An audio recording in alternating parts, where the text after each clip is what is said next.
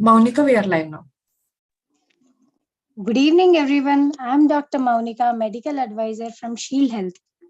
I welcome you all for today's session, the icons and conversation with Dr. Ritu. And our topic is fetal heart 4-chamber view. And I welcome Dr. Ritu Santwani. She's an MBBS, MD, FICUG, FIAOG, AMR obstetrician and gynecologist.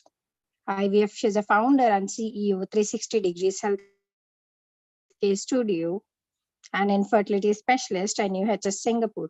Co-founder, MAAM board member of SWWC. I welcome you, ma'am, and I hand over the session to you. Yeah. So a warm welcome to all of my dear friends who have joined all across the geography. Today is our guest speaker. Today the icon of the day is none other than my very close friend, Dr. Shadi Salim. Dr. Shadi actually doesn't need any introduction. I always say only one line for him. He is the ocean of knowledge. The more you go closer to him, more and more knowledge you will gain. So it's only I'm introducing him. He's a consultant of fetal medicine, president of Arab Society of Fetal Medicine, chief board of Neo Cleopatra Women Health Center, master degree in Obs and Gynec, fellowship in fetal medicine from Iron Donald University, diploma in IVF, diploma in fetal medicine, diploma in aesthetic gynecology. I can say the one word, whatever the problem, whatever the query you are having in the Obs and Gynec, he's the one person who has the answer for everything. So, and he's very, very helpful. Though we have never met, we connected in the lockdown time. And after that, whenever I am having any problem or whatever support, whenever I ask him, he's always ready to support. Please stop sharing the screen. So Dr. Shadi, a very, very warm welcome to you. For me, the fetal medicine is the most difficult. So, but for the Dr. Shadi, that is a very easy subject. So today he is going to discuss with us a very important topic, the 4-chamber view of the heart. So before I will give the dais to you, I just want to make one announcement for the academic marathon. So friends, Dr. Shadi, only 2 minutes. First, I will share my screen, then I am going to. Yes, no problem. Yes, take your time. Many thanks for you. Yeah. So friends, post 3 successful academic marathons, now I have organized this another academic marathon on the 18th of the June. My screen is visible. Yeah. Saiti screen is visible. Yes, ma'am. Yeah. So friends, this academic marathon is on the 18th June from Indian Standard Time from 1 p.m. to till 8:30 p.m. So I have invited around 14 guest speakers, 14 national and international stalwarts who are going to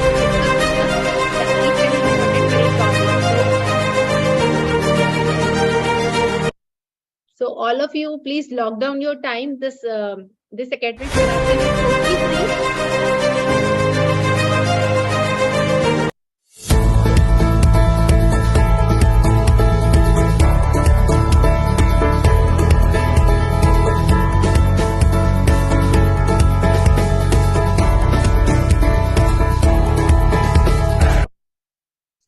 This academic marathon is totally free, no registration charges for that. So, but only the registration is compulsory because I have collected the stalwarts from all across the geography. Of course, Dr. Shadi is always in my all the programs, and Dr. Jeenat Nasreen from the Bangladesh, Dr. Rubina Sohail from the Pakistan, Dr. Abiomi Ajay from the Nordica, Dr. Asharit Singhani from the US, Dr. Ellen Manalo from the Philippines, and Dr. Abu Bakar is also from the Cairo. And besides this, the stalwarts from our own India, Pai sir, the Foxy president, Dr. Nandita madam, Dr. Rajeshri, Dr. Bhaskar Pal, and Dr. Rajesh Darde, and Dr. Jumani sir. So we all are coming on the 18th June. So please log down your time of 18th June, Sunday, 1 p.m. onwards, we are going to start. So now I'm stop sharing the screening. Yeah.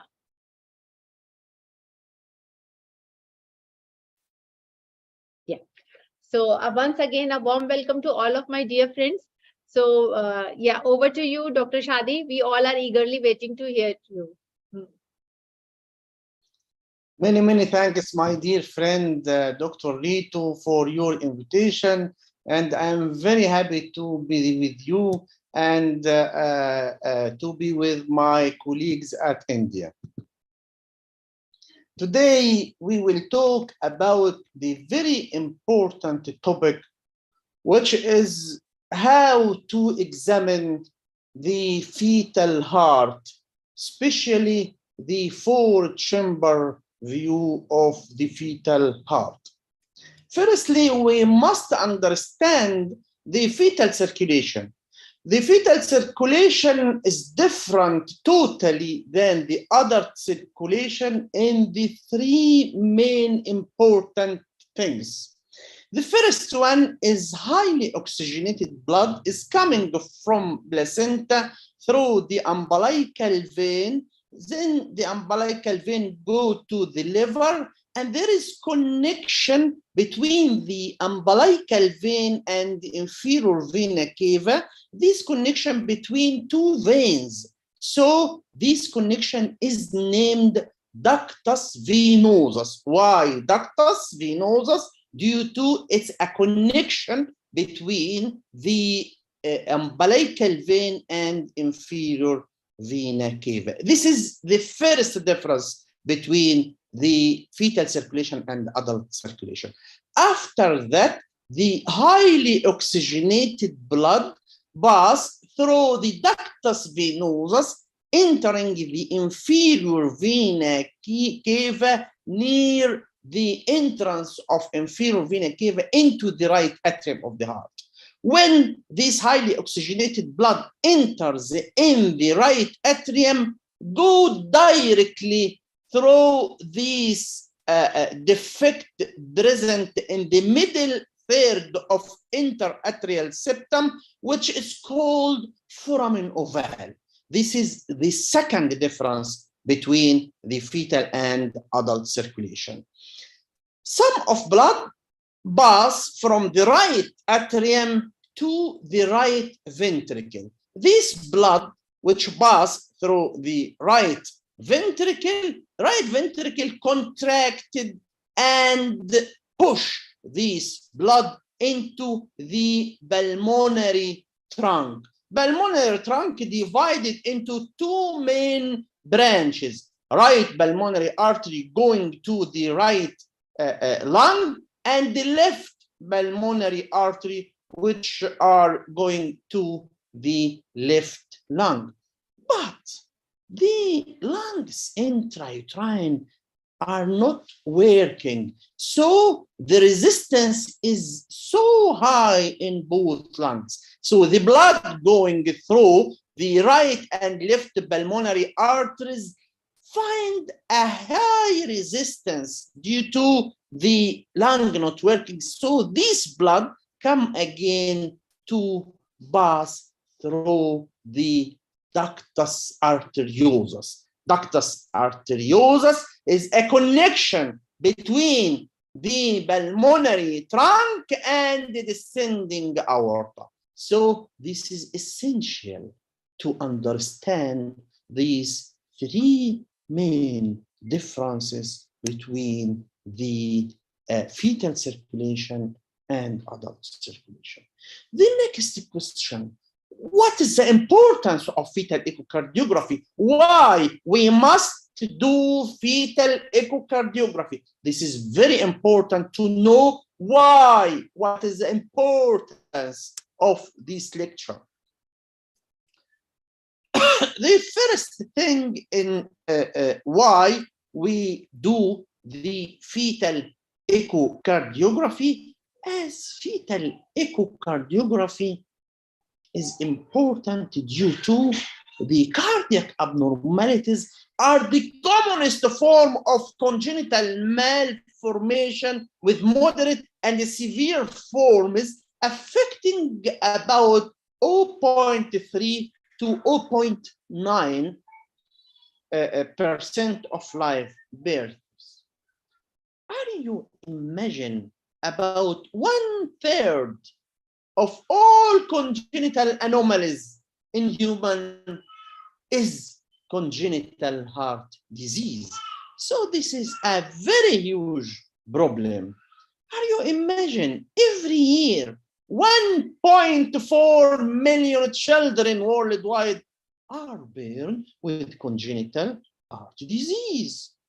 One of the main reasons is to detect early major forms of cardiac abnormalities. About 50% of the congenital heart disease are major. What is the meaning of major? Major means can lead to death of this baby or need a surgical intervention. So this the meaning of major cardiac defects. Also, diagnosis in early pregnancy allows parents to consider all available options, such as if there is lethal congenital heart disease, maybe the parents take a decision of termination of this pregnancy. Or maybe the families travel from the city to another city with a tertiary center and intensive care unit of neonatal cardiology. So when we diagnose the congenital heart disease early, we can give time to prepare families for the likely course of events after delivery and to optimize care for baby at birth. Also, delivery can be planned at or near a center with pediatric cardiology and pediatric cardiac surgical facilities, as if the baby is delivered with transposition of great vessels. This needs urgent surgical intervention after delivery. So surgery must be done within the first week of life. So maybe the city of the parents not available to do surgery for these neonates, so can prepare themselves to go to a city with a center with pediatric cardiology and pediatric cardiac surgical facilities. Also, in some cases, we can make prenatal treatment for a selected cases, as if there is a tricuspid stenosis, tricuspid valve stenosis. So we can make a catheterization for these fetus intrauterine to make dilatation of these stenosed valve.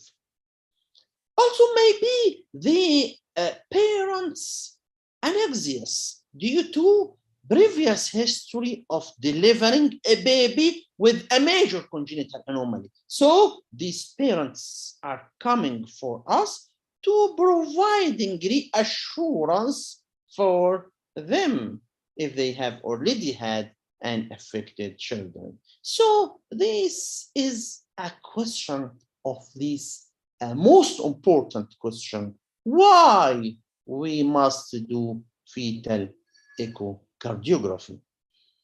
The next question, why we do fetal echocardiography?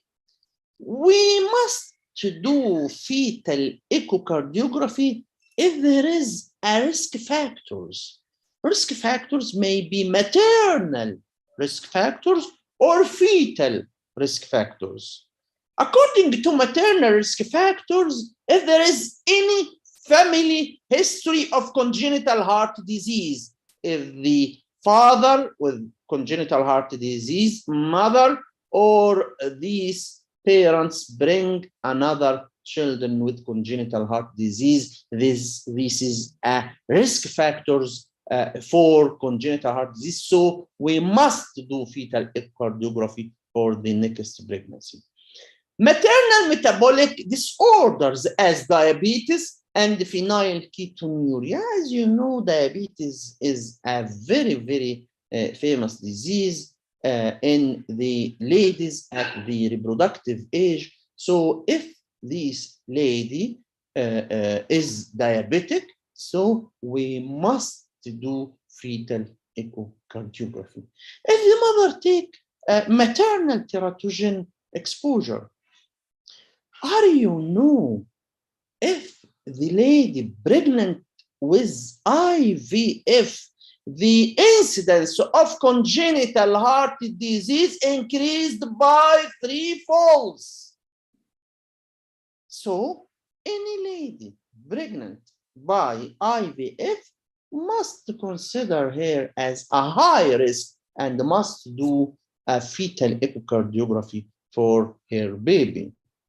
If there is maternal obesity, also obesity is now is a disease distributed all over the world. Also, if the mother affected by maternal viral infection, as rubella, cytomegalovirus, Coxsackie virus, parvovirus, or toxoplasma. If the mother affected by autoimmune disease as systemic lupus or antiphospholipid syndrome, or if the mother take maternal medication with non-steroidal anti-inflammatory drugs. At the past, we study in the obstetric books, please don't give non-steroidal anti-inflammatory drugs for pregnant ladies after 32 weeks. Why? Due to early closure of ductus arteriosus. But now, the non-steroidal anti-inflammatory drugs prohibited all over the pregnancy.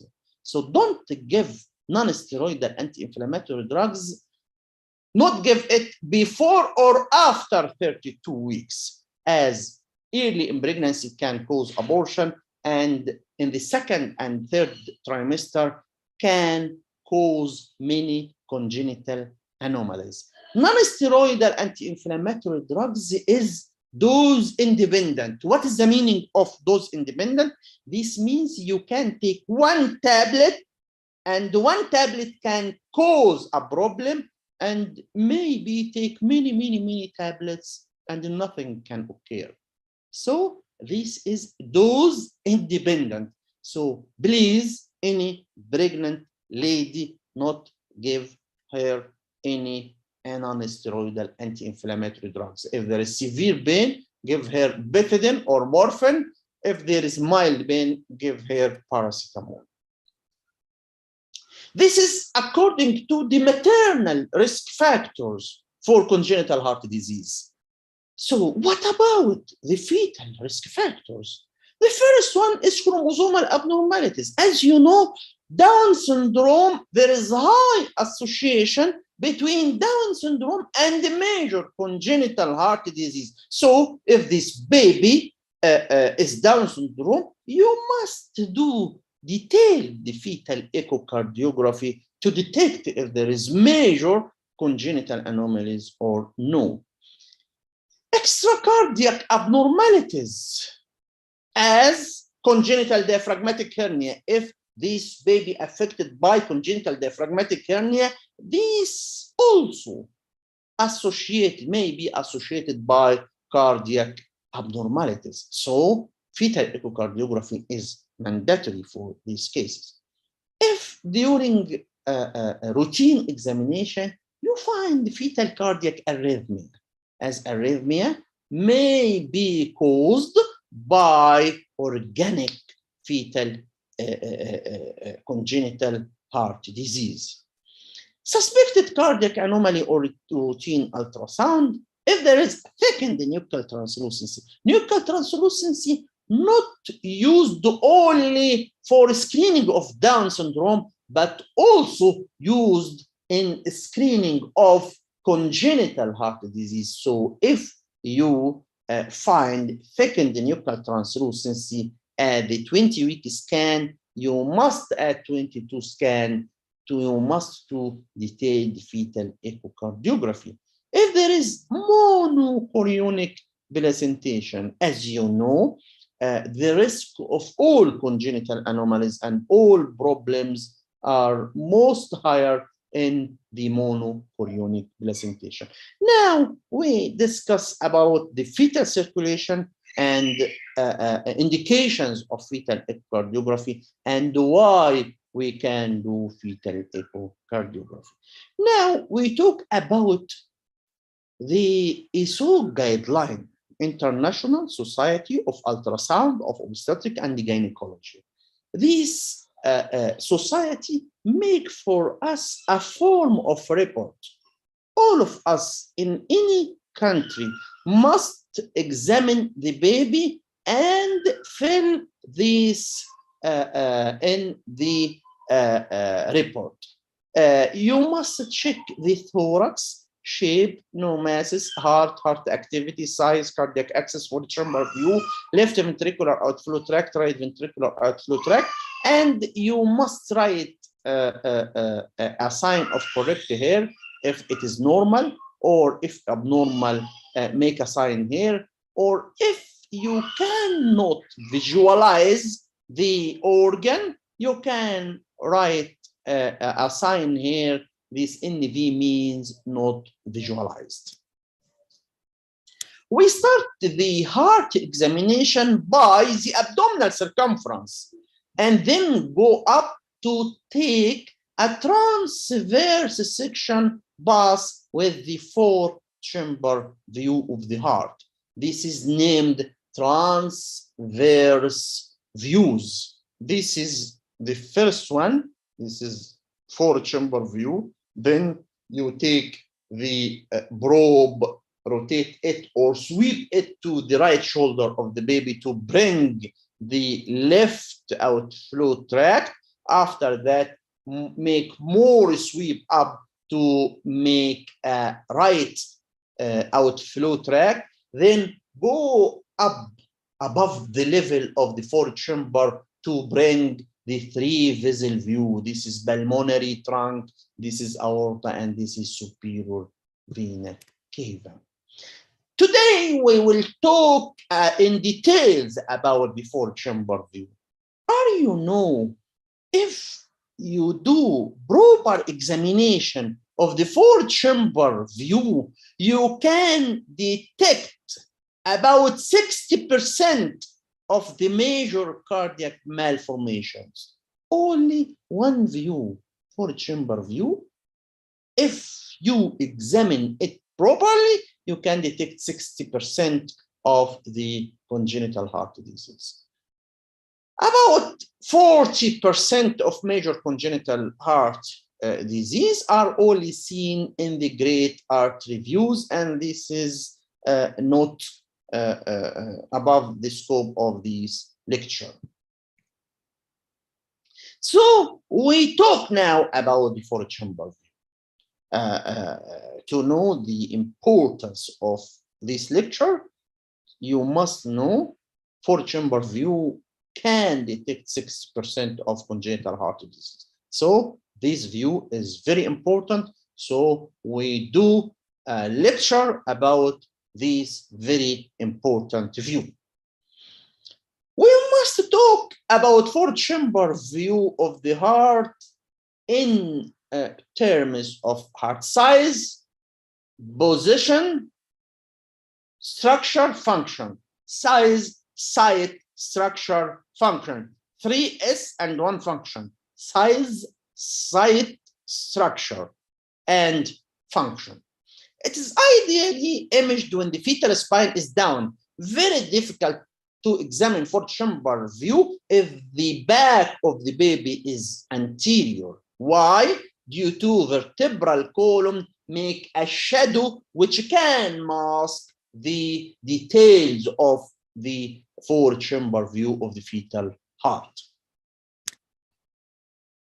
Now we will talk about the site, size, structure, function of the heart. In these 4 items, we will talk about the 4 items of fourth chamber view. Site, size, structure, and function. We start with site, four-chamber view, site of four-chamber view.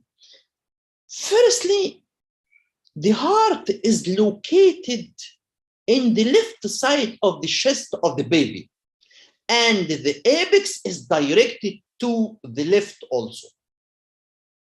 So, how I can detect if the heart present in the left or the right side of the chest of the baby? You must firstly detect where is the left side of the baby and the right side of the baby. How I can detect the right side of the baby and left side of the baby? We can detect by the rule of right hand. You see, this is a head of the baby, and this is back of the baby, and this is abdomen of the baby. And the thumb is always directed to the fetal left side. So if the baby is cephalic and the back anterior, this is cephalic and the back anterior, you see the thumb is directed to this direction. This means this is left side of the baby and this is right side of the baby. If this baby is breech and the back posterior, back anterior, this is breech and the back anterior. You see this, this is the left side of the baby and this is the right side of the baby.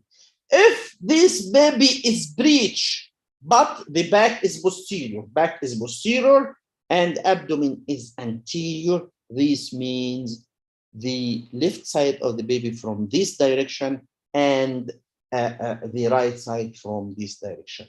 So now we can detect where is the right side of the baby and the left side of the baby.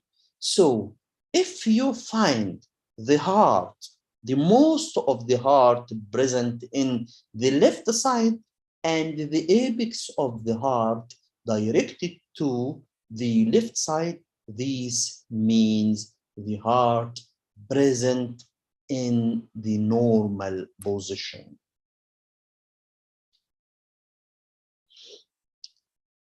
But what is the meaning of normal position? Normal position named situs solitus. Situs solitus means some organs present in the right. What is the present in the right? Present in the right, the lung, right lung, three lobes of right lung, inferior vena cava present in the right side, the right atrium also, the short bronchus. What is present in the left side? Present in the left side, morphologic left atrium, stomach, descending aorta, two lobes of lung, and the bronchus is long. This is normal, but if there is situs inversus, which means the organs present in the right, all of these organs present in the left, and all organ of right will change position to be the opposite side. This named situs inversus. In situs inversus, the morphologic left atrium present in the right side, stomach present in the right side, descending aorta also present in the right side, the lung, two lobes of lung present in the right side. In situs inversus, the left side include morphologic right atrium, major hepatic lobe, inferior vena cava, tri-lobed lung, and short arterial bronchus. The third position is situs ambiguous, which is heterotaxy or variable organs present in everywhere.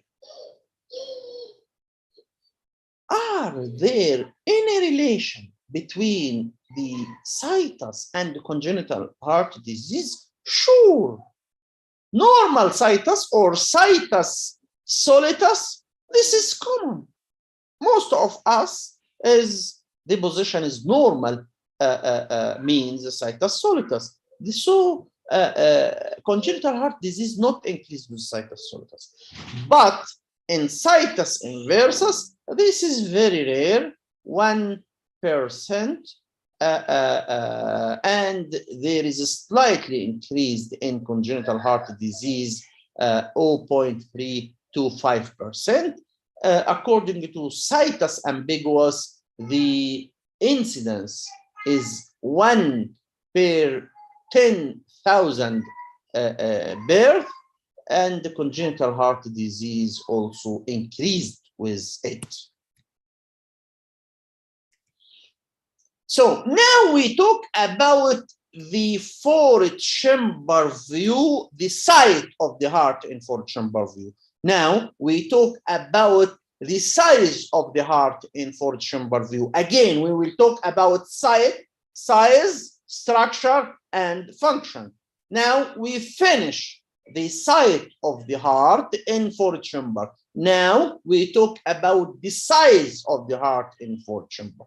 The heart occupies a third of thoracic area, and the cardiothoracic ratio may be up to 0.5, which is increased by gestation. Majority of the heart present in the left side of the chest. You see this diagram? This is the heart. Most of the heart is present in the left side of the chest. And if you make a heart circumference, if your machine have a specific bottom to measure the cardiothoracic ratio, okay. If your machine not have this option, you can open any measurement of any circle, as open the abdominal circumference to put it on the heart, to measure the heart circumference. After that, open also anything circular as head circumference or abdominal circumference and put it on the chest circumference. Now you measure the heart circumference and you measure the thoracic circumference, and so the heart must be less than the half of the chest. If the heart is less than the half of the chest, this means this is normal size of the heart. Heart position, we talk about the heart present in the left chest, and the left atrium is the most posterior chamber in the normal heart, and it is the nearest chamber to the spine. Which is near to the spine? This is the left atrium. Descending aorta lies anterior to the spine and behind the left atrium. The right ventricle lies behind the sternum. You see this according to cardiac position. You see, this is the midline, line of midline. You see, this is a line from the vertebra, like this, to the sternum. This is sternum, and this is vertebra. See, this is the right side of chest, and this is left side of the chest. And you look, the most of the heart present in the left side of the heart. In this position, we can make what is called cardiac axis. What is the meaning of cardiac axis? Cardiac axis is the angle between this line, midline, and you can draw a line on the interventricular septum. The angle between the line, which is making on the interventricular septum, and the line from the vertebra to the sternum, this angle must be 45 degrees plus or minus 20 degrees. This means the normal cardiac axis must be with angle of 25 to 65, which is equal to 45 plus or minus 20. I hope to understand me. So this named the cardiac axis. The cardiac axis, the heart can be displaced due to any cause, as if there is congenital diaphragmatic hernia and the stomach ascend from the abdomen to the chest and can displace the heart. You see here the axis, this is not 45 degrees. This is named the levo position. This is dextrocardia, the heart present in the right side. You see in this, the most of the heart present in the left side, and the apex of the heart is directed also to the left. But you see in the dextrocardia, the most of the heart present in the right side, and the apex also directed to the right side. Mesocardia means the apex is directed to the midline, in the middle of the chest, not to the right or not to the left. This is dextro position, and this is dextro levo position, and this is dextro position. All these are abnormalities of the cardiac axis. So all of us must know how to detect the cardiac axis. How I can detect the cardiac axis? From the line, from the midline, line from the vertebra to the sternum, and another line on the interventricular system. The junction of two lines, the angle of the junction between two lines must be 45 degrees plus or minus 20. And this is abnormalities of the cardiac axis. You see, this is cardiac axis, or apex points to the left by 45 degrees plus or minus 20. This cardiac axis. This cardiac axis. And this is abnormalities of cardiac axis. After that, now we talk about the site of the heart, and we talk about the size of the heart in four-chamber view. Now we talk about the structure of the heart in four-chamber view. Firstly, the four-chamber view, we can find it in three places. The first one is apical four-chamber view. What is the meaning of apical four-chamber view? Means the apex of the heart must be directed to the 12-hour or 6-hour. This means the apical four-chamber view. The next place is transverse four-chamber view or subcostal four-chamber view, means the apex is directed to the 9-hour or 3-hour. The third place is oblique four-chamber view, which means the apex is oblique. What is the difference between these three places of four-chamber view? This is very important for you to know. We use this apical four-chamber view to comment on the tricuspid valve and the mitral valve. But the subcostal or transverse four-chamber view is very important for us to comment about the interventricular system, if it is intact or if there is a ventricular septal defect present in it. What about oblique? What is the importance of oblique for chamber view?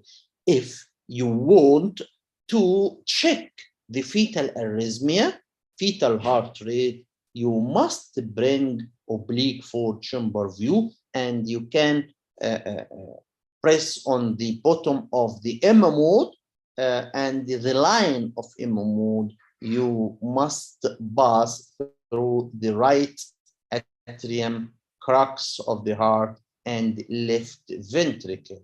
And you can diagnose from the oblique four chamber view any type of arrhythmia, if bradycardia, tachycardia, or irregularities in the rhythm of the fetal heart.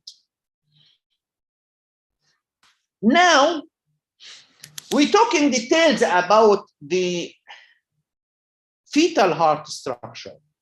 There are two atria equal in size, and also there is two ventricles equal in size, and also between atria and ventricle there are two valves open equally, the mitral valve on the left and the tricuspid valve on the right. You can see the picture is better. This is the fetal heart, the two ventricles equal in size, the two atria equal in size, and between atria and ventricle, here in the right side, tricuspid valve connect the right atrium and right ventricle. And also the left atrium and the left ventricle is connected by mitral valve. The interventricular septum here must be intact. And interatrial septum between two atria. In the middle third of it, there is normal defect present, which is named foramen ovale. The leaflet of foramen ovale open in the left side as the blood is coming from the right and push the leaflet to open it in the left side. Also, you see the right ventricle, there is presence of some muscle condensation named moderator band. This moderator band present in the right ventricle, and it is characteristic for the right ventricle. Also, if you make a line between the right side and left side like this, you will find the tricuspid valve is near to the apex of the heart than the mitral valve. Also, this sternum, the right ventricle is the most chamber near to the sternum. Also, the left atrium is very near to the spine, and this is the aorta, which is anterior to the spine and posterior to the left atrium.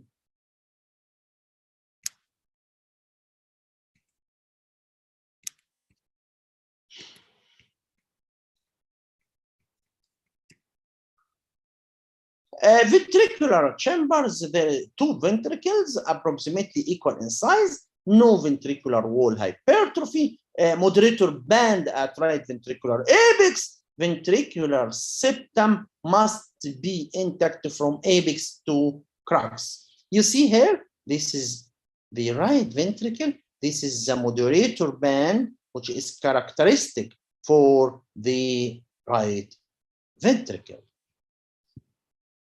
Also, interventricular septum here, which is separate the right ventricle from left ventricle, must be intact.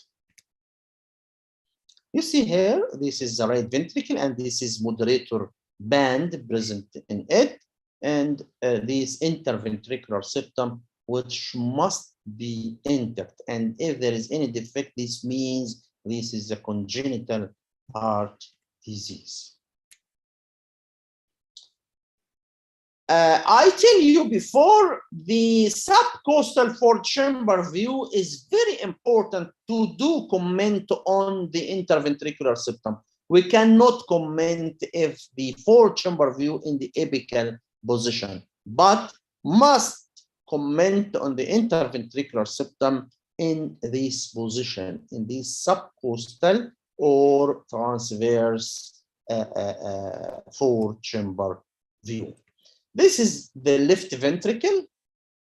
You see, this is there. This is a smooth apex, but different from the right due to the presence of moderator band in the right side.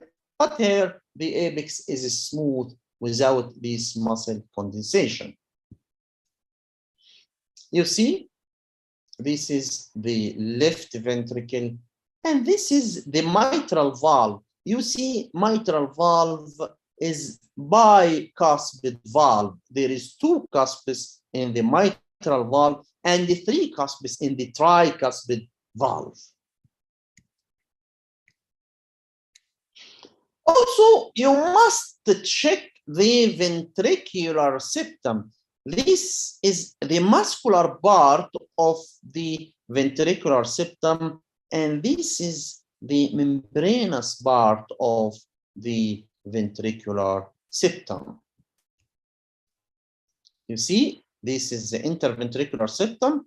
This from the apex to near the crux of the heart. This is named muscular part of the septum. And you see with the blue color, this is the membranous part of the septum. You see, this is tricuspid valve and this mitral valve. If you make a line, you will find the tricuspid valve near to the apex of the heart than mitral valve. You see, this tricuspid is more near than the mitral valve to the apex of the heart. And these valves open freely now during diastole, and this picture during systole. So now we finish talking about the site of the heart in four-chamber view, the size of the heart in four-chamber view, the structure of the heart in four-chamber view, and lastly, we will talk about the function of the heart in four-chamber view. The regular cardiac rhythm is very important to check it. You must bring the four-chamber view in the oblique position, and you can press on the bottom of M mode. M mode is present in all ultrasound machine. And the line, you make a line, this line must pass with the right atrium, crux of the heart, and left ventricle, and these will draw for you the atrial contraction and the ventricular contraction. You can measure the fetal heart rate, and the normal fetal heart rate must be between 120 to 160.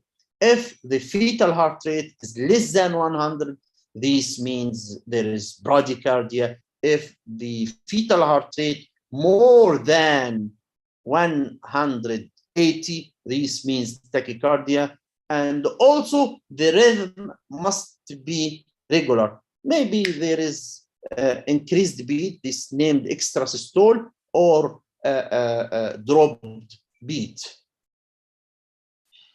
This is a regular cardiac rhythm. And we can conclude now our talk. Our talk about four-chamber view, the normal sized heart in the chest, transverse plane of the chest with one complete rib on each side of the fetal lateral chest wall, descending aorta in front and 2 left of the fetal spine, apex of the heart pointing to the left upper chest at about a 45-degree angle. 2 atria equal in size, 2 ventricles are equal in size, foramen ovale in the middle third of the atrial septum with leaflet of the foramen ovale open on the left atrium. 2 inferior pulmonary veins seen as a slit like opening in the posterior wall of left atrium. Patent are atrioventricular valves, tricuspid valve, 3 leaflet more apically inserted on the septum than mitral valve, ventricles equal in size and contractility, intact ventricular septum, moderator band present in the right ventricular apex. There is many congenital anomalies.